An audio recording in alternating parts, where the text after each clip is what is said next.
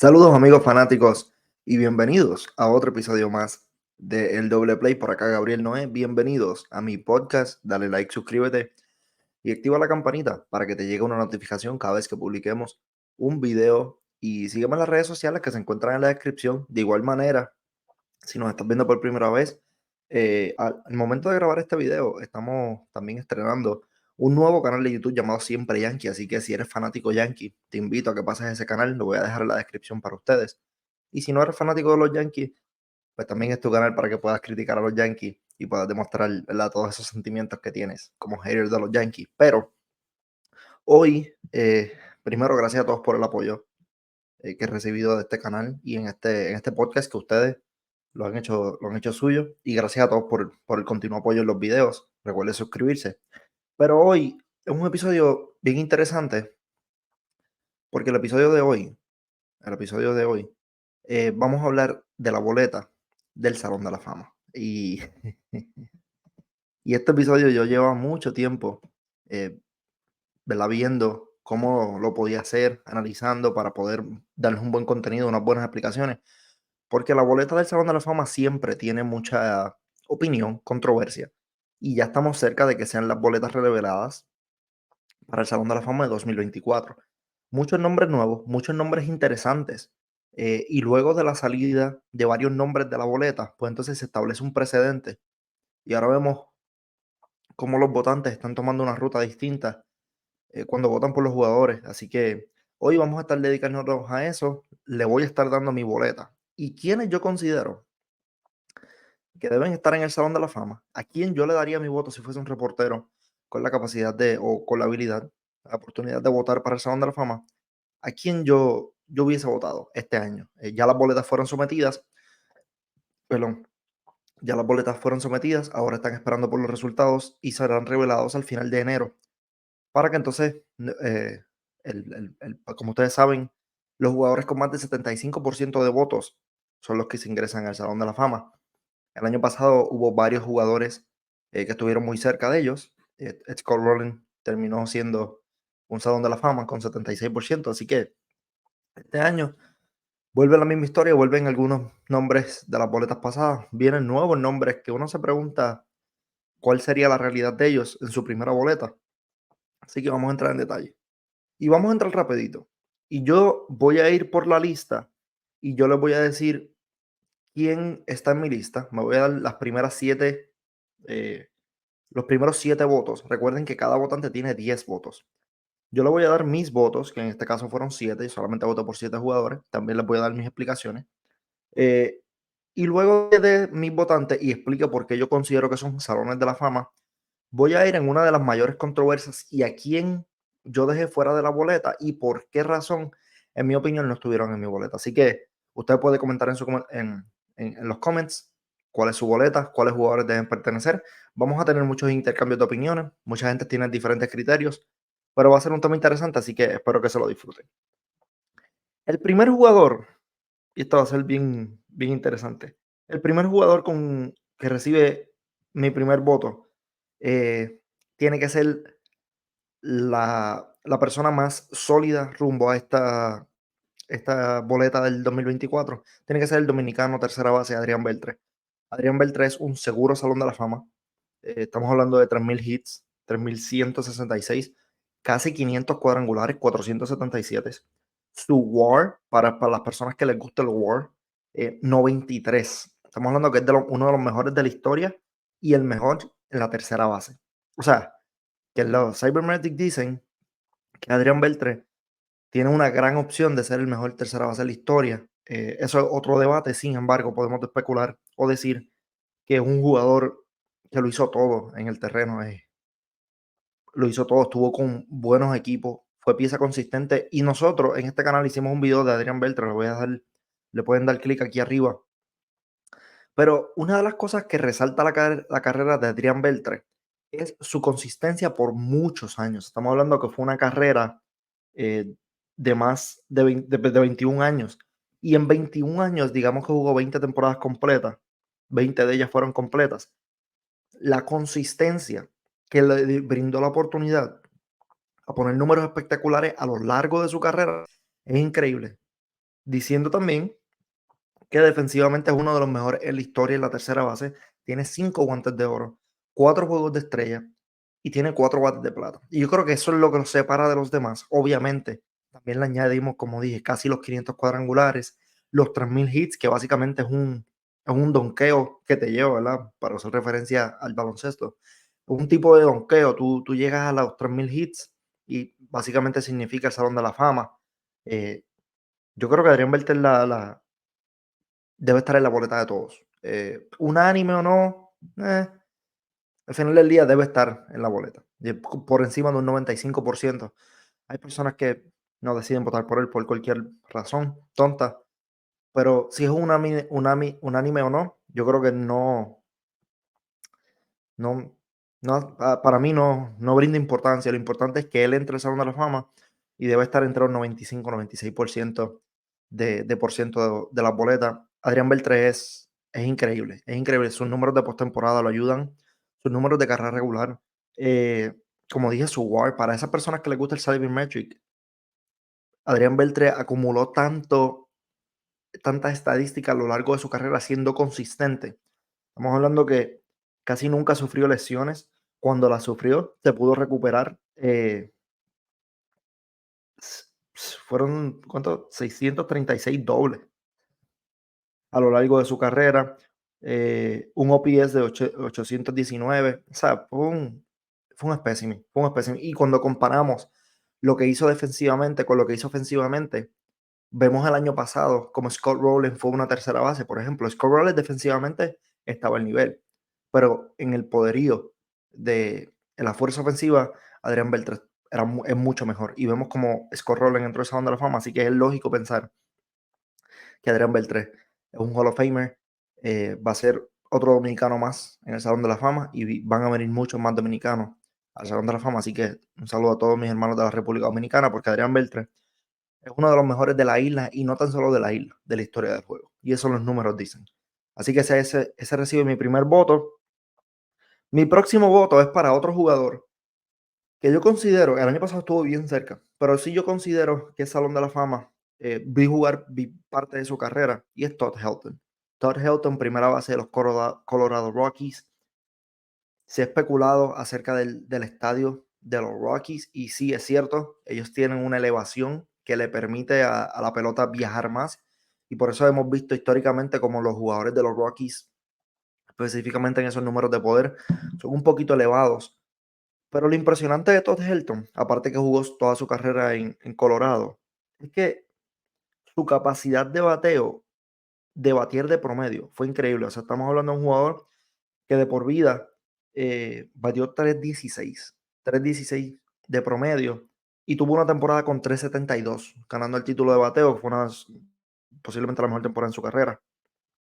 Y aunque era un bateador de poder, pues, solamente conectó 369. So, más que un bateador de poder, él era un bateador de completo. Era un bateador de promedio con poder ocasional. Esa es la realidad de su carrera.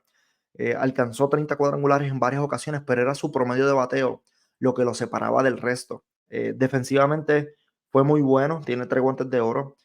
Esto es lo parte increíble. Todd Helton tiene 4 bates de plata. Y usted dice, ok, eso es normal con toda la cantidad defensiva, ¿verdad? Y con ¿verdad? Todas las cosas que él hizo. Sí, pero Todd Helton ganó esos bates de plata del 2000 al 2004-2003. Esa es la época de las famosas esteroides. Y esa es la época donde la primera base era una de las posiciones de más honroneros en la liga. Y Todd Helton estuvo por encima de todos en la Liga Nacional y le ganó en la Liga Nacional a tipos que conectaron muchos cuadrangulares. Y con todo eso, él se mantuvo, compitió con ellos y ganó el bate de plata. Así que esos bates de plata para mí tienen mucho peso, específicamente para su posición. Porque acuérdate que, para los que no saben, el bate de plata tú compites con jugadores de tu posición. Es el mejor bateador en tu posición. Y cuando yo miro las primeras bases de ese tiempo, de esos 4 o 5 años, y el hecho de que Todd Helton haya ganado el bate de plata como mejor ofensivo en su posición en la Liga Nacional, eso vale mucho. Tiene 5 juegos de estrella por igual, tiene 2.500 indiscutibles. Yo creo que eso lo ayuda bastante. Y para los que no son, y los que son fanáticos del WAR, estamos hablando de un WAR de 61.8, bastante suficiente. Históricamente vemos que por encima de 60 ya te consideran Hall of Famer. Claro, cuando miramos sus números, eh, una de las cosas que la gente no vota por él o que no le gusta acerca de él es el hecho de que eh, sus números de la carretera no son tan buenos como sus números en el home field, en Colorado. Sí, pero siguen siendo buenos. Estamos hablando que en la carretera batió 280 y el mismo argumento, escuchen bien, y esto es un análisis bien interesante.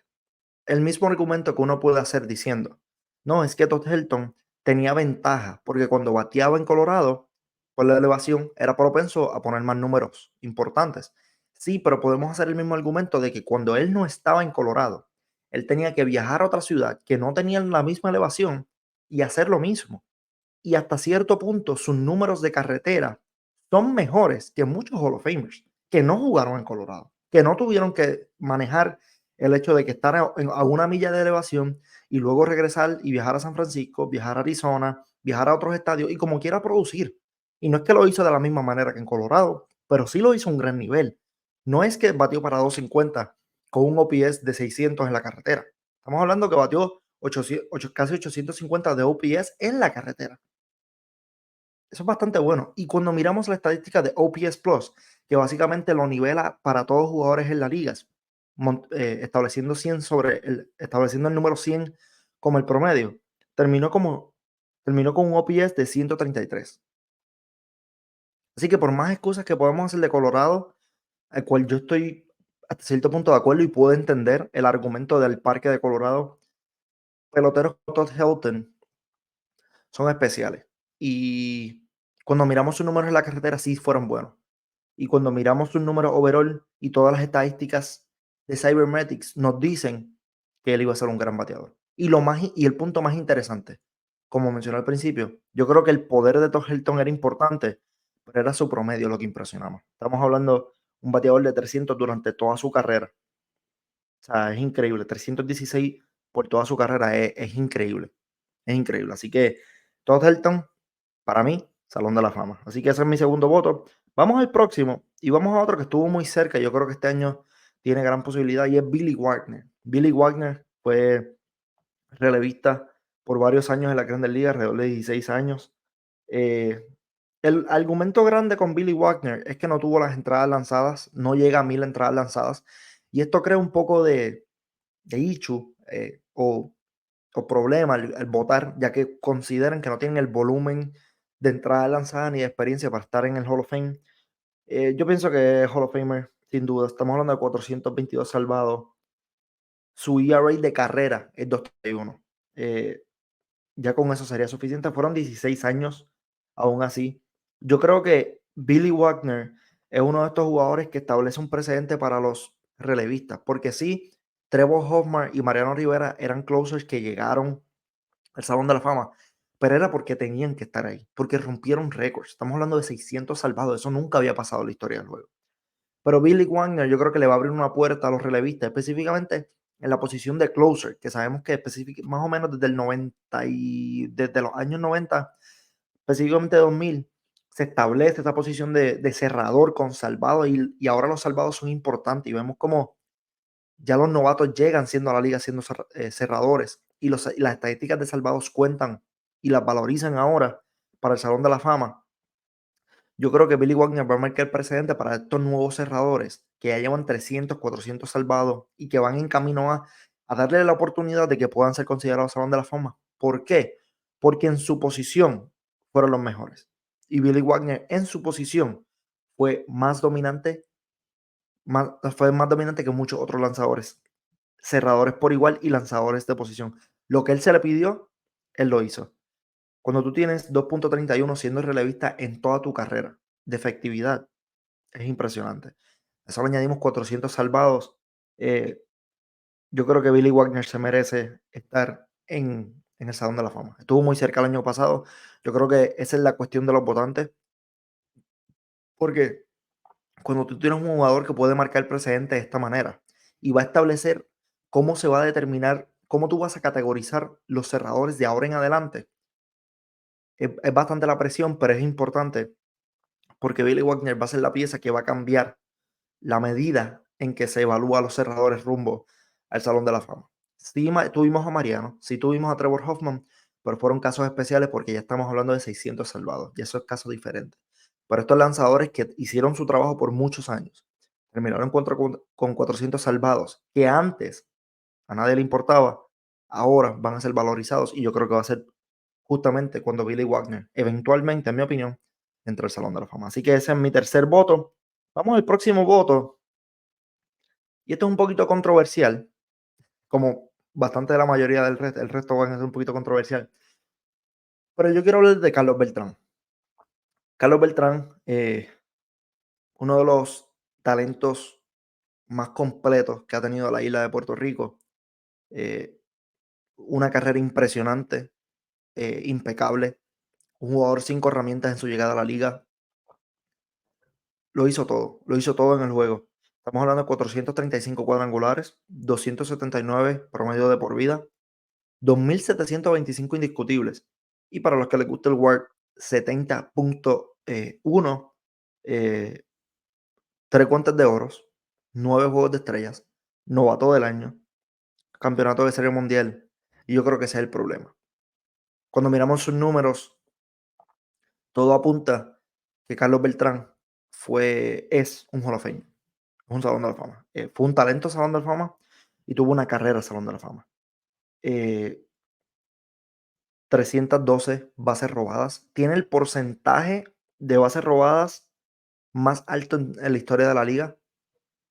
Solamente fue agarrado robando bases 49 ocasiones en toda su carrera.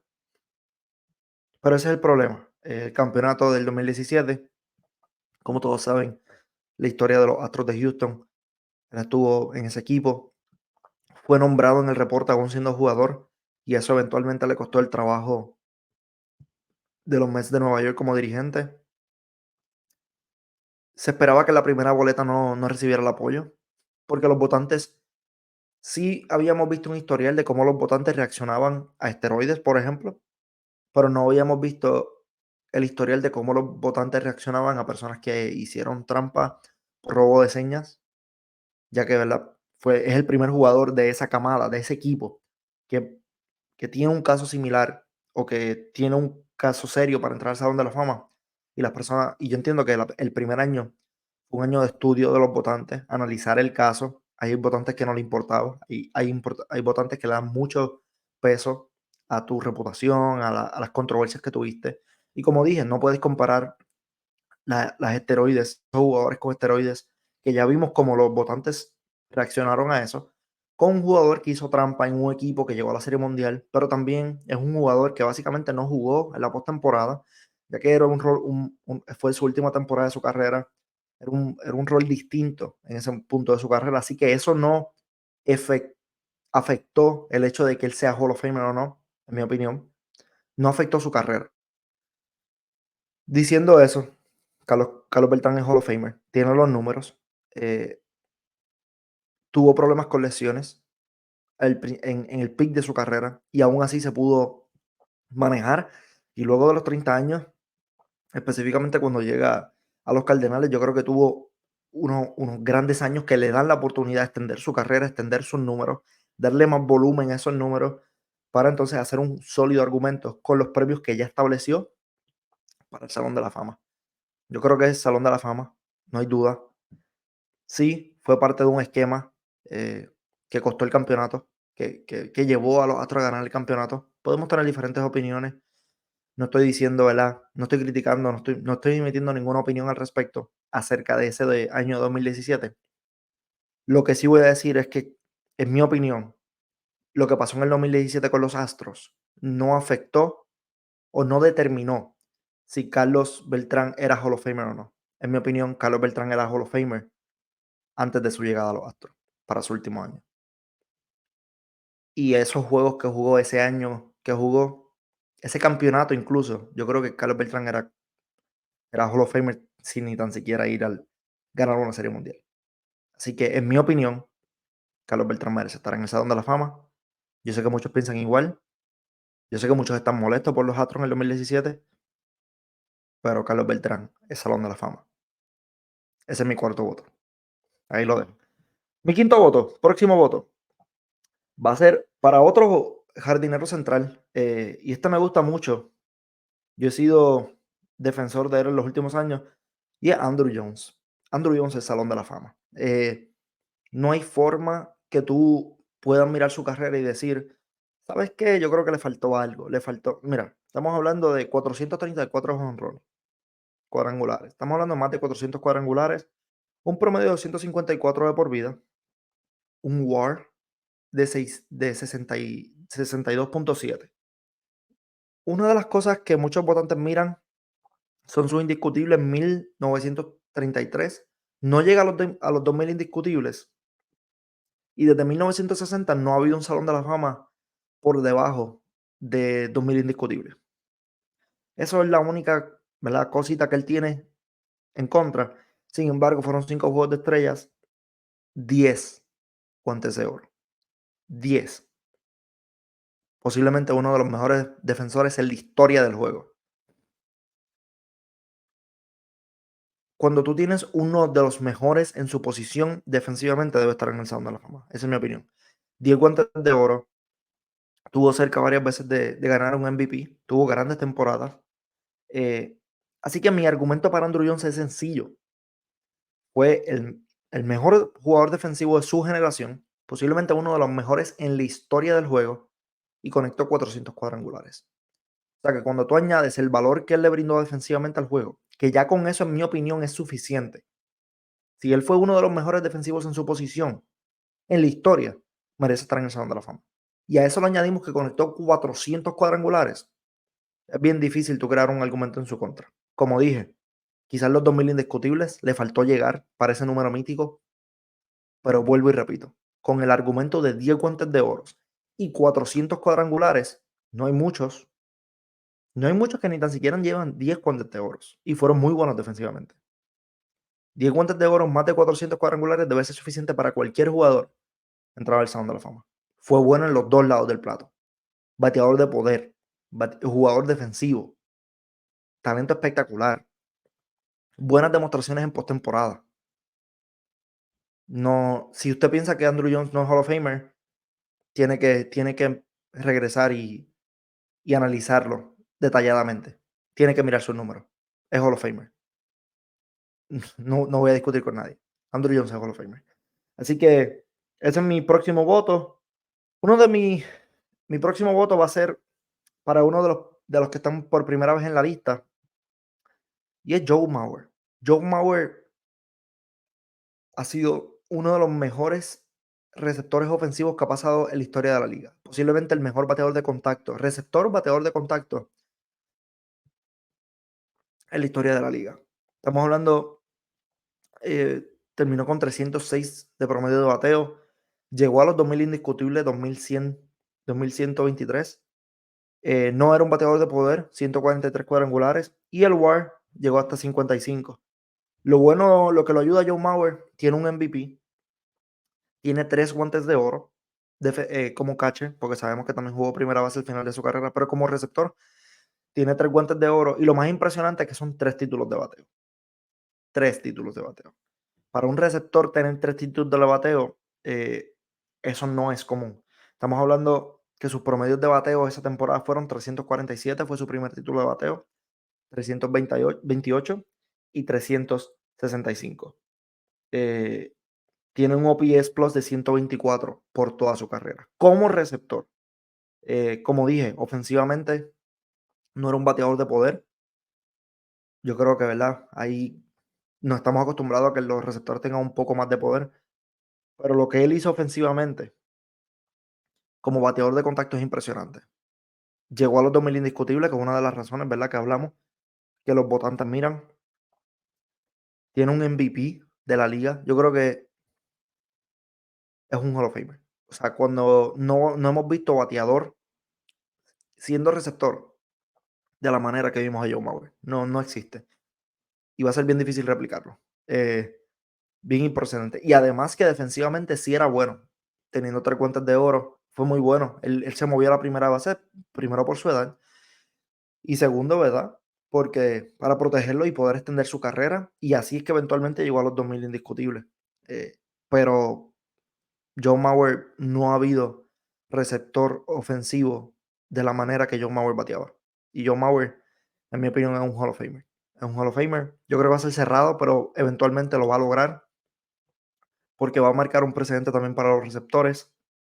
Y yo creo que el llegar a los 2000 indiscutibles lo hace suficiente. Establece una marca que le permite llegar hasta allá. Tiene los premios, tiene las temporadas, tiene todo. Tiene la historia a su favor. Así que Joe Mauer, Hall of Famer, escriban en los comentarios qué ustedes piensan. Mi último voto, ¿a quién va a ser? Solamente emití 7 votos de los 10 que tengo disponibles. También voy a explicar por qué al final del video, pero mi último voto va a ser para el venezolano Omar Vizquel, campo corto. Omar Vizquel, el Salón de la Fama. Eh, en mi cabeza, yo no pude entender cómo nosotros premiamos a jugadores ofensivos que no aportaron nada en el lado defensivo. Y en ocasiones nosotros los apoyamos y los elevamos y los convertimos en máximas estrellas del juego porque aportan en un solo lado del campo. Y eventualmente los llevamos al Salón de la Fama. Y yo puedo nombrar a muchos. Y ustedes saben cuáles son. Pero entonces, cuando vemos un jugador defensivo que tiene el mismo valor defensivamente que esos jugadores ofensivos, que sus números históricamente de Cybermetrics son históricos, diciendo que defensivamente el valor que le daba a sus equipos, las victorias que él le brindaba a su equipo es increíble. 11 guantes de oro. Pero a esos jugadores así no le damos el mismo valor.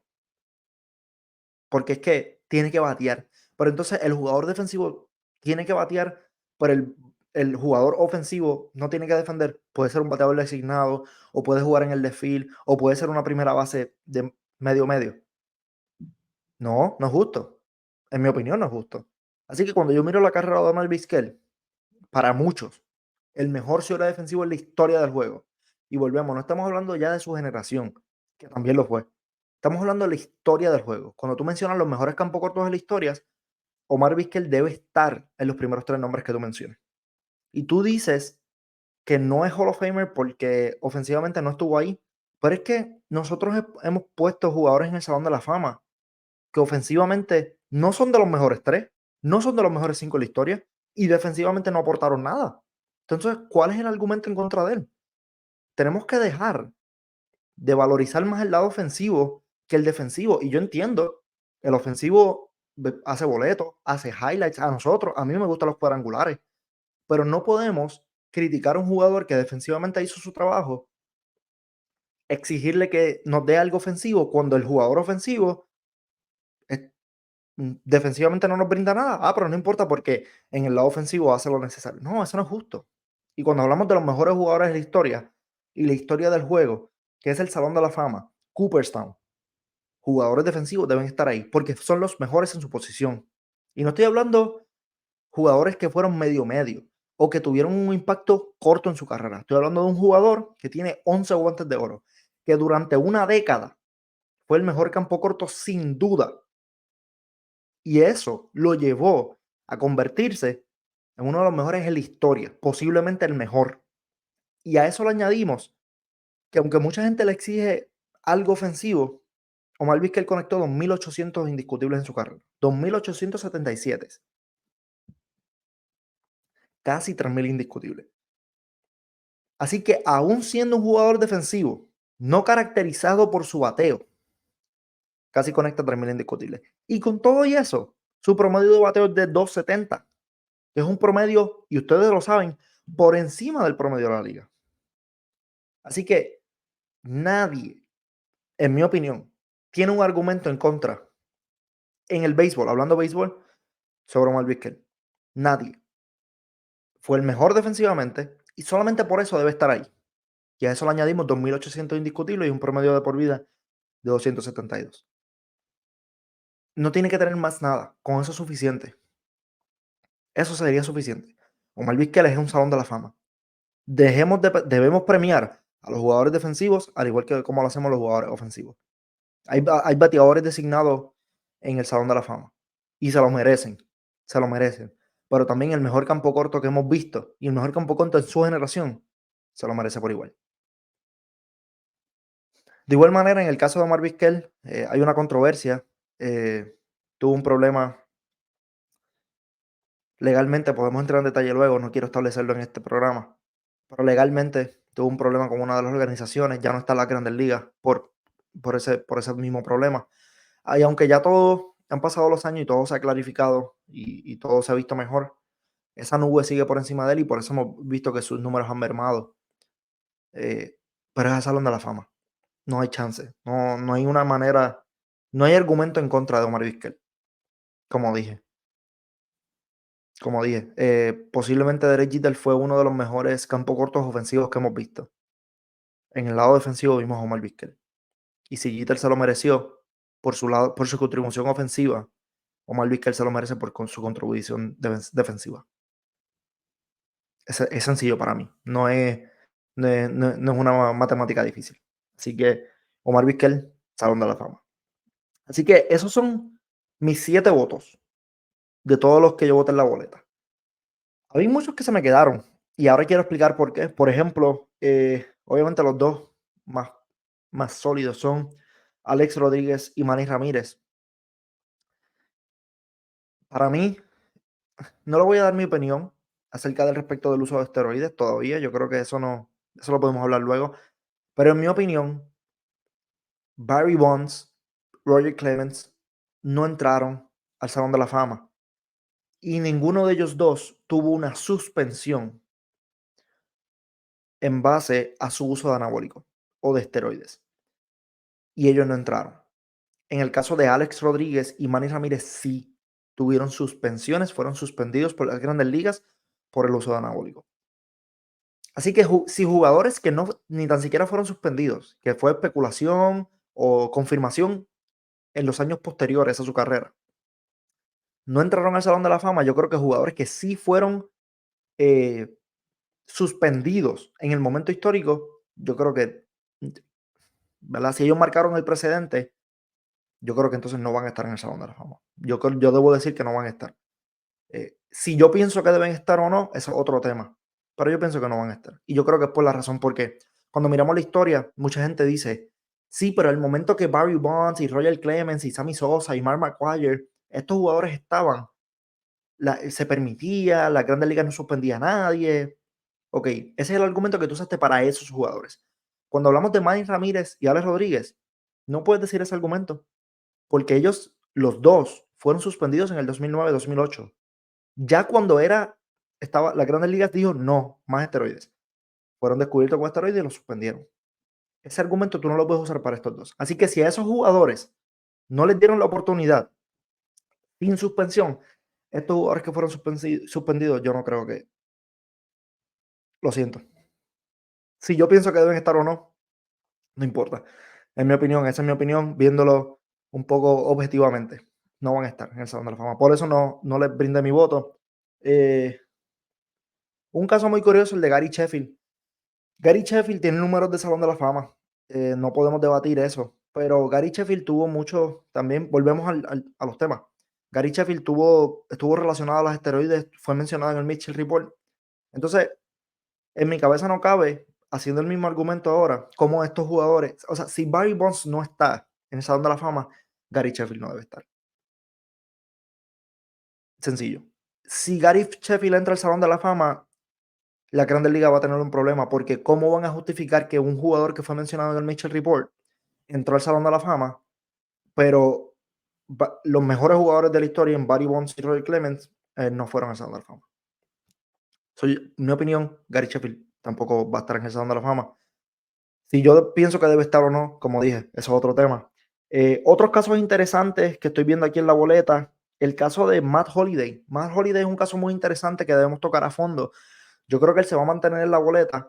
Es un caso interesante, tiene números muy buenos, muy buenos. Y yo creo que a medida que pasa el tiempo, las personas van a apreciarlo un poco más.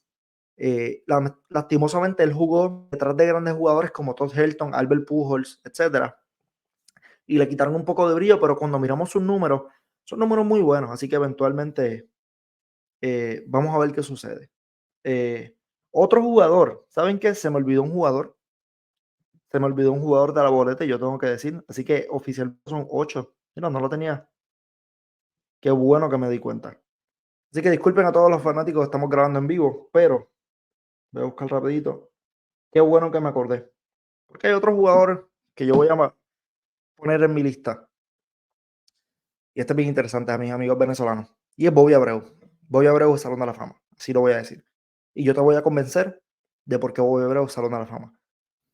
288 cuadrangulares en su carrera, 291 promedio de por vida, 2.470 indiscutible, casi 2.500, 60 de WAR. Son números sólidos, ¿verdad? Dos juegos de estrellas, un guante de oro y un título de competencia de cuadrangulares. Sus premios no son muy impresionantes, pero cuando miramos en una carrera de 18 años, estamos hablando que consiguió 400 bases robadas y su OPS Plus fue de 128. Estamos hablando que el de Joe Mauer fue de 124.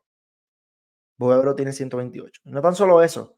Cuando miramos en la lista, estamos hablando de un jugador que conectó 2.000 indiscutibles, más de 2.000 indiscutibles. Estamos hablando de un jugador que conectó más de 250 cuadrangulares, 400 RBIs, dobles, llegó a 500 dobles, 574 dobles. Yo creo que eso debe ser suficiente para entrar. Su OPS de por vida es de 870. 870. Así que el come dulce, Bobby Abreu, es Salón de la Fama. Y cuando tú comparas la cantidad de números across the board que él hizo en su carrera, es mejor que muchos Salón de la Fama. Estamos hablando que la carrera de Bobby Abreu, cuando la miremos y la analicemos, debemos hablar como una carrera completa. Porque él no es un gran bateador de cuadrangulares. Así que su número de cuadrangulares no es alto. Pero es que es una carrera completa. So, tú tienes que contar su promedio de bateo, su buena cantidad de cuadrangulares, sus dobles, sus bases robadas, sus estadísticas defensivas, porque es un jugador completo. Si tú agarras una estadística para Bobby Abreu, quizás para ti no es Salón de la Fama. Pero cuando tú miras alrededor de su carrera, hay pocos jugadores en la historia de la liga que pueden poner tantos buenos números en diferentes categorías, como lo hizo Bobby Abreu. Otra cosa que le puede molestar o que puede tener en su contra son eh, sus premios. No tuvo muchos guantes de oro, no tuvo muchos juegos de estrella. No importa. En mi opinión, no importa. Con sus números es suficiente. Sus números across the board. Es demasiado bueno. Es un jugador muy completo. Similar a la carrera de Carlos Beltrán, tienes que mirar los números completos. Quizás una estadística no te convence, pero cuando miras overall de su carrera y lo comparas con jugadores que ya están en el Salón de la Fama, Bobby Abreu, Salón de la Fama. El come dulce Salón de la Fama. Y yo considero que si no consigue estar en la boleta, va a entrar eventualmente por el comité de veteranos. Porque es bien difícil conseguir jugadores con 2.000 indiscutibles, 250 cuadrangulares, más de 550 dobles, 400 bases robadas. Eso no se consigue. Con un promedio de 290 durante toda su carrera, un OPS Plus de 128, 60 de WAR. Quizá una de ellas no te impresiona, pero todas juntas en un mismo jugador son impresionantes. Así que Bobby Abreu, el come dulce de Venezuela, es Salón de la Fama. Es Salón de la Fama. Así que esa es mi última elección. Ahora son 8. Son 8 elecciones las que hice. Otro caso interesante es el de Torii Hunter. Torii Hunter sí fue bueno. Tiene muchos guantes de oro. Fue muy bueno defensivamente. Yo creo que está en la lista de los que son buenos, pero no llegaron al nivel de Salón de la Fama. Esa es mi opinión. Otro que vemos en la lista, José Reyes, yo creo que igual, José Reyes es de esos jugadores que es muy bueno, pero que no fueron al otro nivel, y específicamente en campo corto, la vara está bien alta. El mismo caso con Jimmy Rollins. Jimmy Rollins tiene un MVP de la liga. Eso es un caso, yo no le di mi voto, pero es un caso que puedo ver eventualmente agarrando más fuerza mientras pasan los años, igual que su compañero Chase Utley. Por el caso de Chase Utley es interesante porque en el peak de su carrera, en el prime de su carrera, Chase Utley fue una de las mejores segunda bases en la historia, si comparamos solamente su prime. Sin embargo, el prime fue muy corto y no es suficiente, en mi opinión, para entrar al Salón de la Fama. Tienes que ser bueno y tienes que tener el resumen. Él tiene los premios, pero no tiene la consistencia durante todos los años para mantenerse como un Salón de la Fama. Pero su prime fue muy bueno. Cuando él estaba en el pico de su carrera, Chase Utley podía ponerlo con cualquiera y iba a resaltar en la segunda base. Era muy bueno y lo puedes mirar en sus estadísticas, tanto defensivas como ofensivas. Fue una amenaza por muchos años. Pero en mi opinión, menos de 2000 indiscutibles es bien difícil que lo pueda lograr. Es bien difícil. Y el otro caso es David Wright. David Wright es un caso bien interesante. Pero similar a Chase Utley, yo creo que no tuvo la acumulación de números a través de su carrera. No es culpa de él, sufrió lesiones, lamentablemente, una de las historias más tristes que hemos visto en el juego. Yo creo que esa es una de las razones por la cual yo no votaría por él. Fue muy bueno y las lesiones son parte del juego y son tristes, no son justas, pero lamentablemente él no hizo lo necesario en la cantidad de juegos que jugó para demostrar que es un salón de la fama de seguro. Yo considero a él uno de esos talentos que tú dices, él es talento salón de la fama, pero no tuvo una carrera salón de la fama. Y eso le pasa a varios peloteros. Dustin Pedroia me viene a la mente. Son jugadores que son talentos salón de la fama. El talento es nato. Josh Hamilton, son talentos espectaculares, pero su carrera no lo fue, por diferentes razones, mayormente lesiones, y es triste, así que por eso David Wright no está en mi boleta. Pero, así que esos son todos los jugadores bastante interesantes. Les dije por los que no voté, les dije por los que sí voté. Terminé con 8 votos, añadí uno al final. Así que quiero saber tu boleta. ¿Cuál sería tu boleta? Tienes 10 oportunidades. ¿Cuáles serían tus boletas para el Salón de la Fama para el 2024?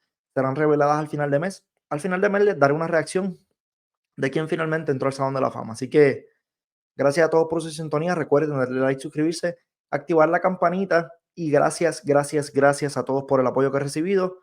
Mi nombre es Gabriel Noé y recuerden que el deporte merece un espacio en la vida de todos. Nos vemos la próxima.